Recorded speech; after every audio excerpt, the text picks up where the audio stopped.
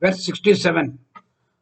उदीर्णः सर्वतश्चक्षुः अनीश शाश्वतस्थिरः भूषयो भूषणो भूतिः विशोकः शोकनाशनः उदीर्णः सर्वतः चक्षुः अनीशः शाश्वतस्थिरः भूषयः भूषणः भूतिः विशोकः शोकनाशनः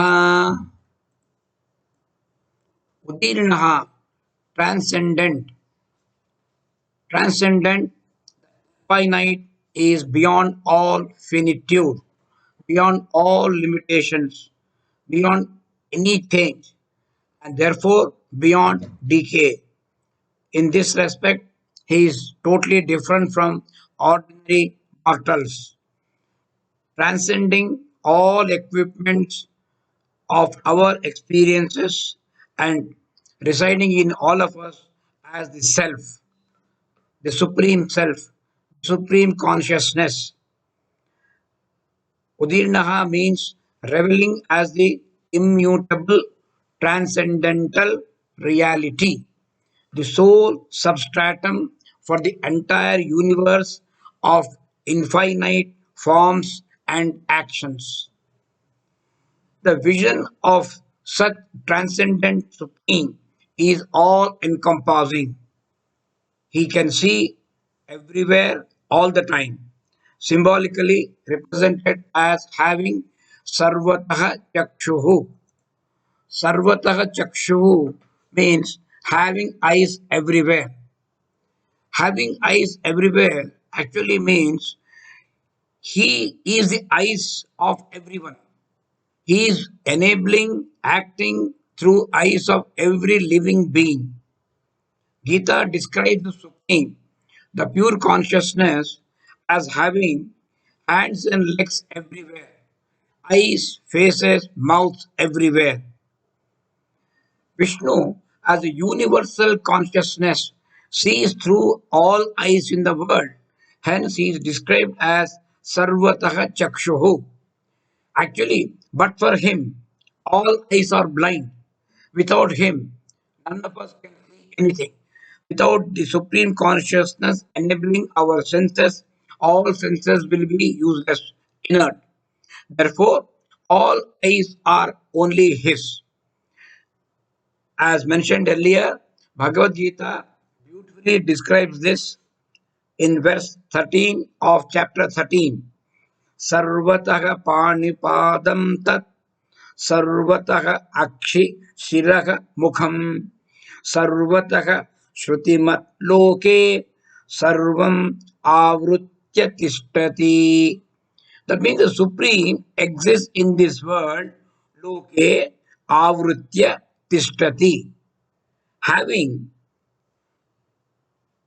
feet and hands everywhere, eyes, heads and mouths everywhere, with ears everywhere. It is existing in the entire world, enveloping all.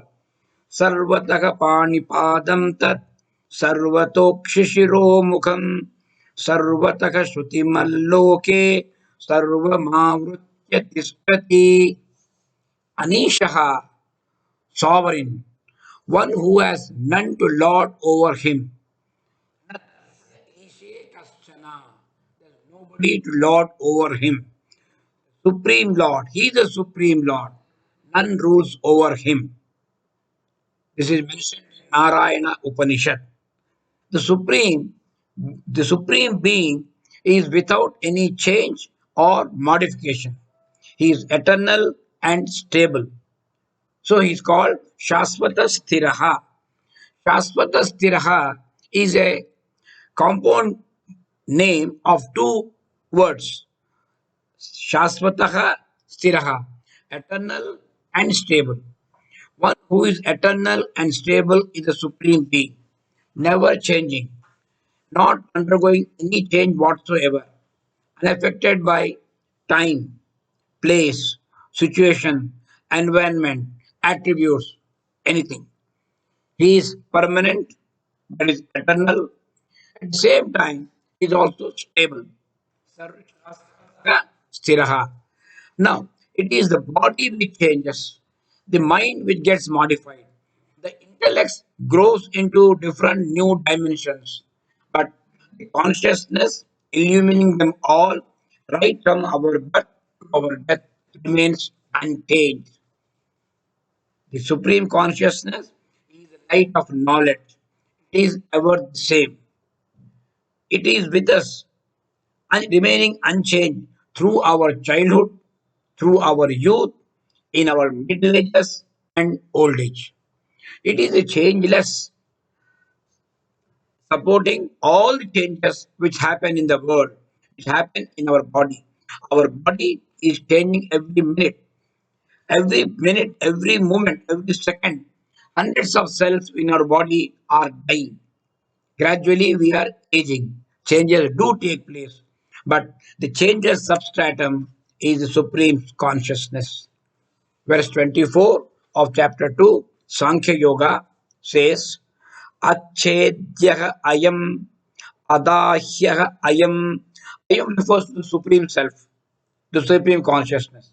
Ayam achedhyah ayam adahyah ayam akledyah ayam ashosyah means the self cannot be cut, the self cannot be burnt, the self cannot be wetted, the self cannot even be dried. Then what is this?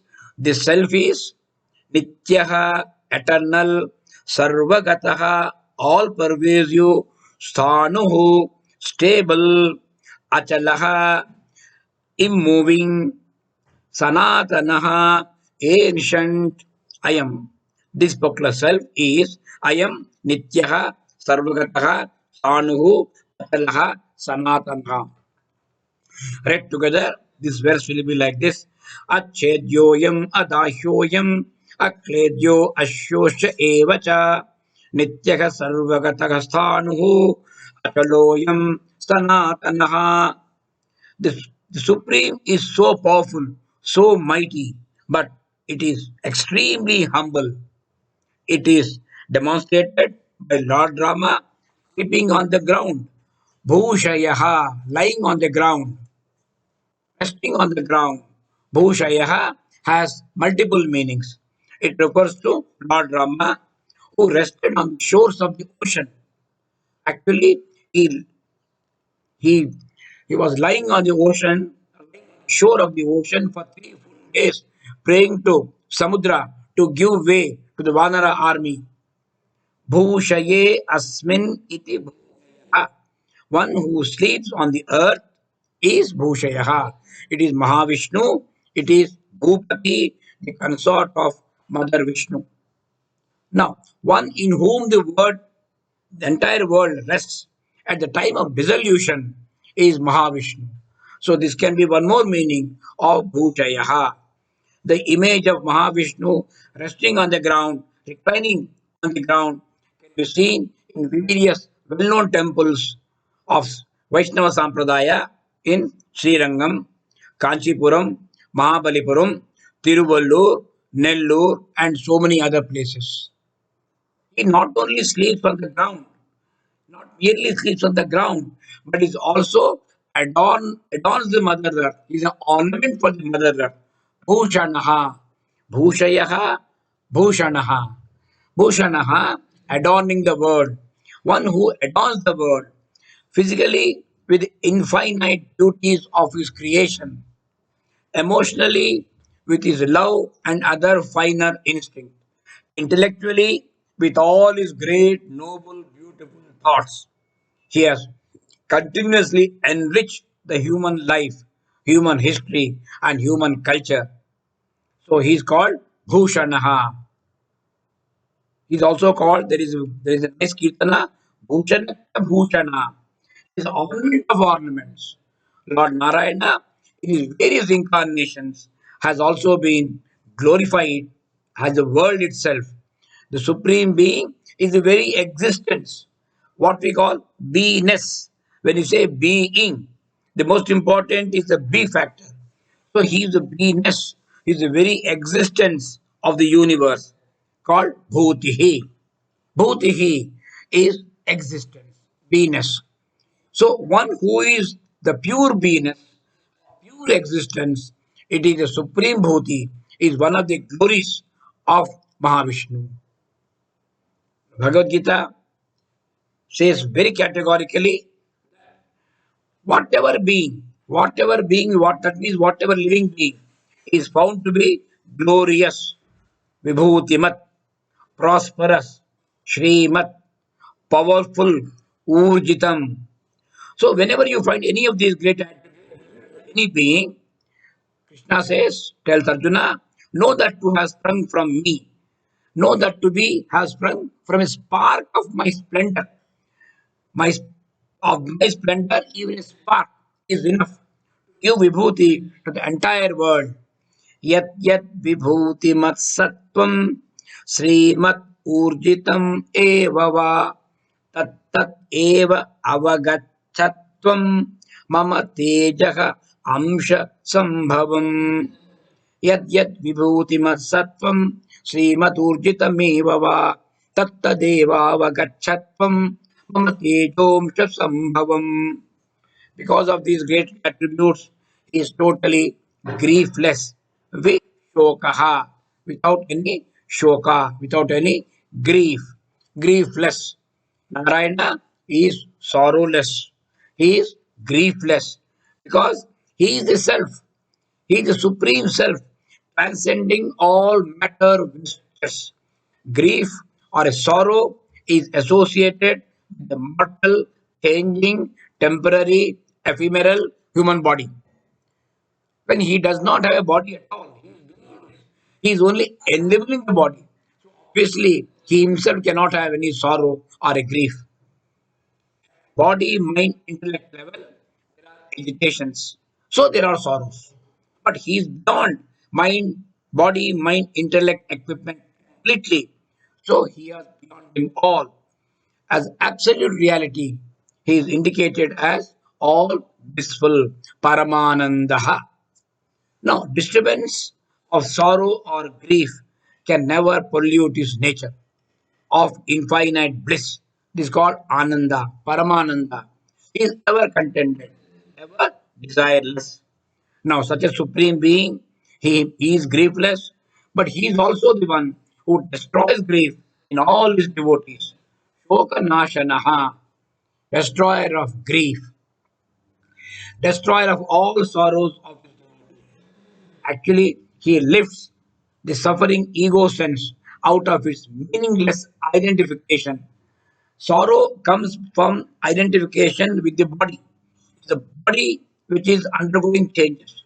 It is the body which is subject to the dualities, heat and cold. It is the mind which is subject to sorrows, joys, and happiness. So once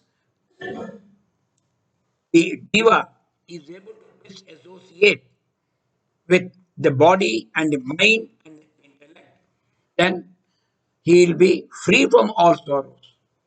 Because this is a meaningless identification with the changing, pain bleeding equipment. No, this is possible once you get the true wisdom, divine knowledge.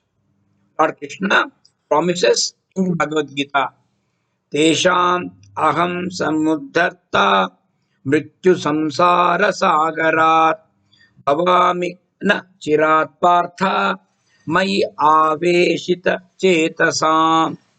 So, for a person who is focused on me, whose minds are set on me, Magi Aveshita Chetasam, minds set on me. For them, Na Chirag Partha, in no time, before long, I become for them Tesham Aham Samudhatta. I become deliverer. I free them from what?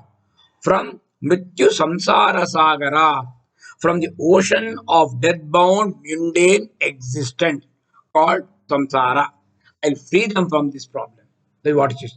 Tesham aham samudharta mrityu samsara sagarat bhavami nachirat partha maya veshita chetasam.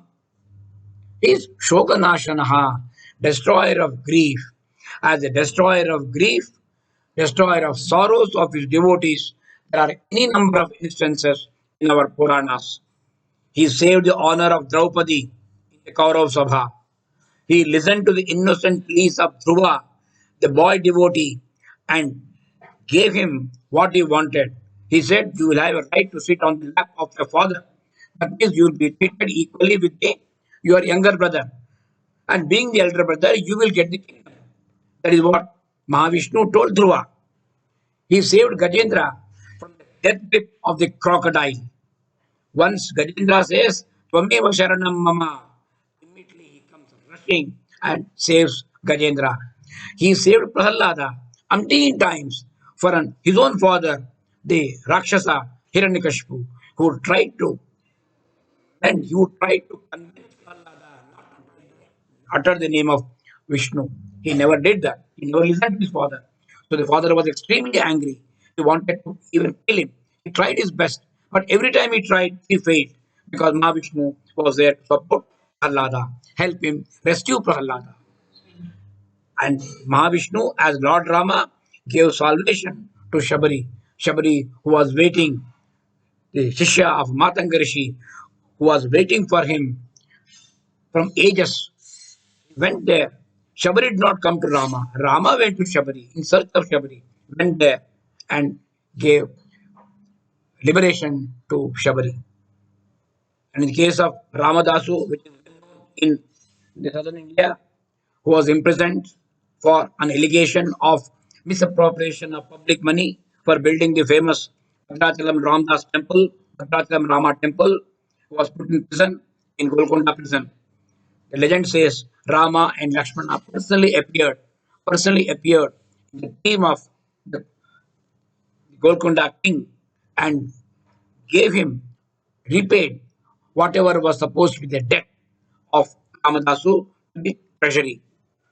He saved Mirabai from being the jealous courtiers, made Mirabai drink poison. She drank poison with full faith in Lord Krishna, and Mirabai was saved.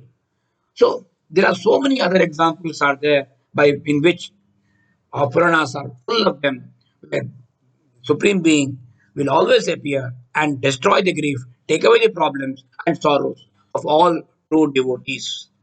He is sure to remove the troubles and destroy the grief of all true devotees. On this very happy, auspicious note, we'll conclude this verse. ॐ सर्वे जनाः सुखिनो भवन्तु ॐ शान्ति शान्ति शान्तिः